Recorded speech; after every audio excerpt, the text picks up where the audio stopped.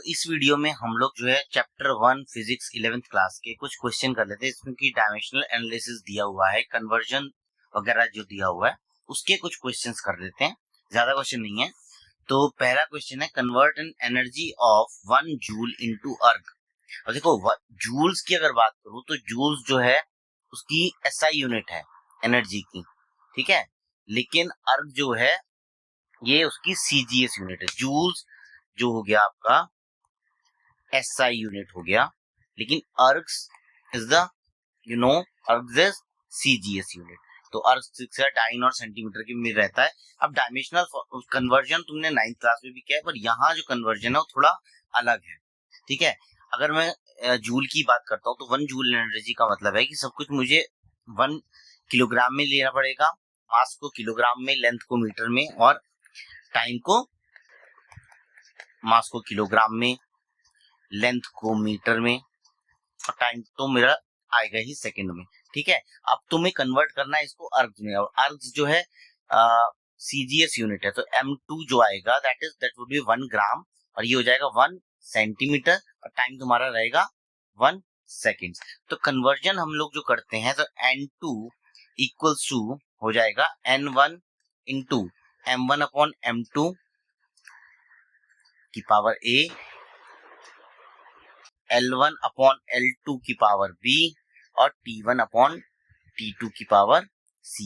अभी N1 और N2 क्या है? N1 जो है वो है तुम्हारा जूल हो जाएगा जो गिवन है, और जिसको कन्वर्ट करना है दैट इज N2। तो यहाँ पर देखो ये हो जाएगा 1, इसकी मैं बात करता हूं तो 1 kg, M1 इज 1 kg और M2 इज 1 ग्राम, ठीक है। इसकी पावर हम 1 लिखनी है। क्यों लिखा 1?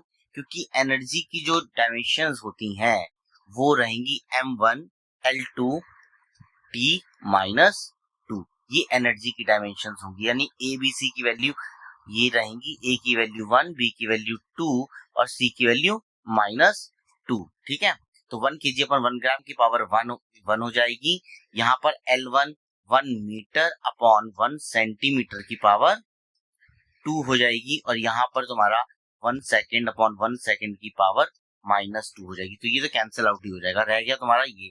अब 1 किलोग्राम में तुम्हारे 1000 ग्राम होते हैं, हमें ग्राम में कन्वर्ट करना है ना। तो 1 और यहाँ पर 100 सेंटीमीटर अपॉन सेंटीमीटर, और ये कैंसिल आउट ही हो जाएगा। यहाँ पर तुम्हारा हो गया 10 की पावर 5 रह गया, तो यानी 1 इंटू 10 की पावर 5। अब ये चीज अर्ग्स में आ गई हमारे पास। क्यों? क्योंकि हमारे पास जो मास था वो ग्राम में आ गया, जो लेंथ थी वो सेंटीमीटर में आ गई। तो 10 की पावर 4 हो गई, 1 सेकेंड, 10 की पावर 7 अर्ग्स आ गई। 1 जूल इतने के बराबर होती है। नाउ हमने कन्वर्ट कर लिया 1 joule is equal to 10 raise to the power 7 ergs. ये हमारा क्वेश्चन यहाँ पर हो गया कंप्लीट। एक दूसरे टाइप का क्वेश्चन और देख लेते हैं। ये कह रहा है कि अगर if the unit of force, energy and velocity are 20 newton, 200 joules and 5 metre per second, find the unit of mass, length and time. थोड़ा सा अलग को क्वेश्चन है, बट यहाँ पर तुम्हें यूनिट दे रखी है, तो हम लोग डायमेंशनल एनालिसिस कर लेंगे। फोर्स की जो डायमेंशंस आती है that is equal to M L T minus 2। M into A होता है, तो मास के लिए एम आ गया और एक्सेलरेशन के लिए एम एल टी माइनस 2 आ गया। ये कितनी दे रखी है तुमको? 20 न्यूटन दे रखी है। This is your equation number 1। इसके बाद तुम्हें दूसरी दिया हुआ है एनर्जी। एनर्जी की जो यूनिट डायमेंशंस आती हैं that is equal to M L two T minus 2, और कितना दिया हुआ है ये? 200 जूल दिया हुआ है। अब देखो ये हमारी इक्वेशन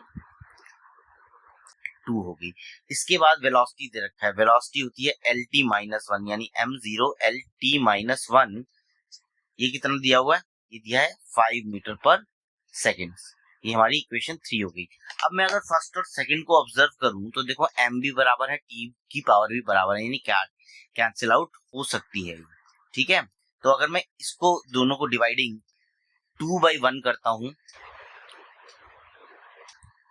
डिवाइड इक्वेशन 2/1, तो हमारे पास आएगा ml2t minus 2 upon ml t minus 2 is equal to 200 upon 20 that is equal to 10। और यहाँ पर देखूंगा तो m से m कैंसिल आउट हो जाएगा, t से t कैंसिल आउट हो जाएगा, एक l जो है एक l से कैलकुलेट हो जाएगा, कैंसिल हो जाएगा, यानी l की जो वैल्यू आएगी वो 10 मीटर आ जाएगी।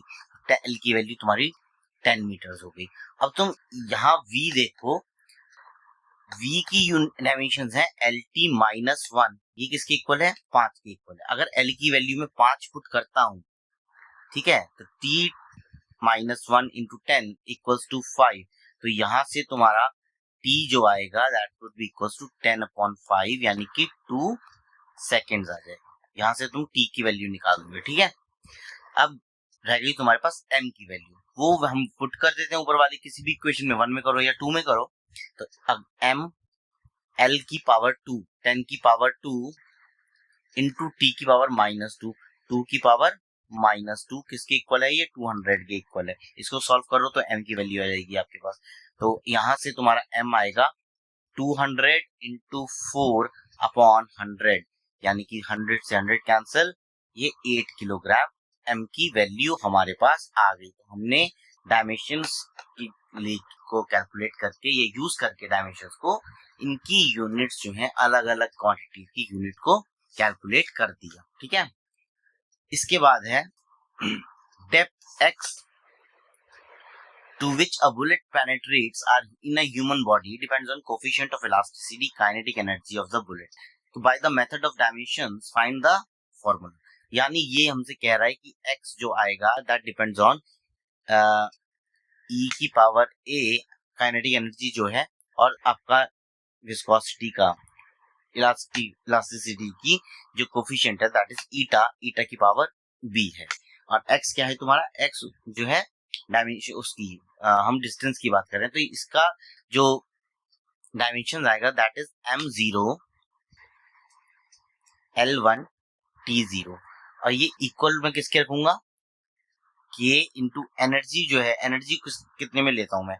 एनर्जी की जो यूनिट आती है ml2 t-2, ये एनर्जी की होती है। और यहां पर लूंगा मैं ml-1 t-2, ये हमारे पास कोफिशिएंट ऑफ इलास्टिसिटी जो है उसकी डायमेंशंस रहते हैं इनटू b। तो यहां से मैं देखता हूं, कंपेयर करता हूं, तो m की power a plus b, l की पावर 2a माइनस के b, और t की पावर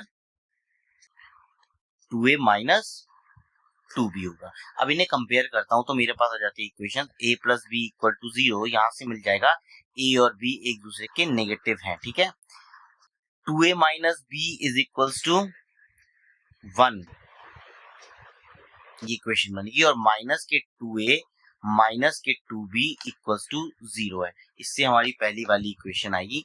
अब मैं दूसरी वाली a equal to minus b है, अगर मैं इसको यहाँ पे पुट करता हूँ तो जो एक a is equal to minus b इस वाली इक्वेशन में करता हूं,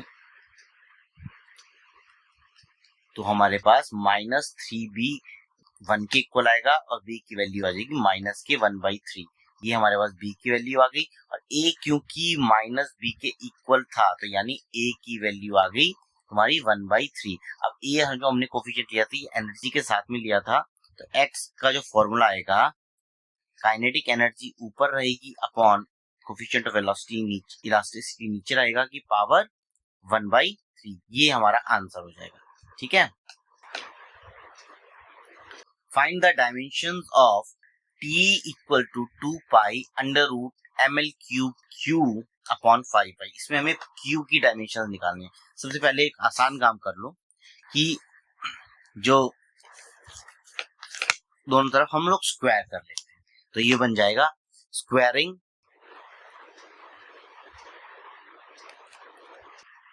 बोथ साइड्स। दोनों तरफ स्क्वायर करेंगे तो it will become t square equal to 4 pi square ml cube upon this would be 5 pi क्योंकि अंडर रूट में है, ठीक है। तो q की हमें यूनिट फाइंड करनी है, q हो जाएगा तुम्हारा t square into y upon ml cube, और साथ में तुम्हारे मल्टीप्लाई में आ जाएगा 5/4। ये की न्यूमेरिकल वैल्यू है, इसका हम कुछ नहीं करेंगे, हमारे पास ये आ जाएगी। अब डायमेंशन हमें क्यूब की निकालनी है, तो इन सब की डायमेंशंस पुट करेंगे। Q is equals to T square ही रहेगा इनटू वाई। वाई की डायमेंशंस क्या लिखोगे, M L minus 1 T minus 2, ये इसकी डायमेंशन होती है, अपॉन एम एल क्यूब। अब इससे तो ये कैंसिल आउट हो गया, इस m से ये m कैंसिल आउट हो गया। q क्या रह गया तुम्हारे पास, m की पावर 0 l की पावर -1 -3, बिकॉज जब ऊपर जाएगा तो माइनस में हो जाएगा, और t की पावर 0। तो q की जो डायमेंशंस आई हमारे पास वो आई m0 l -4 t0, ये डायमेंशन आई। डायमेंशंस जब भी पूछ जाएंगी mlt के फॉर्मेट में तुमको लिखनी है, ठीक है। Each side of a cube is measured to be 7.203. Find the total surface area। देखो इसमें तुम्हारे जो सिग्निफिकेंट फिगर्स का है वो यूज किया जाएगा, बिकॉज मल्टीप्लिकेशन और डिवीजन में हम लोग सिग्निफिकेंट फिगर्स देखते हैं, एडिशन सब्ट्रैक्शन में जो है हम लोग उस total number of decimal places देख लेते हैं। तो अगर हम यहाँ की बात करें तो L जो है, L is equals to, L कितना होगा तुम्हारा, L जो है दैट इज 7.203 मीटर्स है, ठीक है। और जो एरिया होता है that is equals to 6 into L square या ए स्क्वायर हम बोलते हैं, तो ये हो जाएगा 6 इंटू 7.203 का होल स्क्वायर, इतना हो जाएगा। ये तुम्हारा अप्रोक्सीमेटली 6 इंटू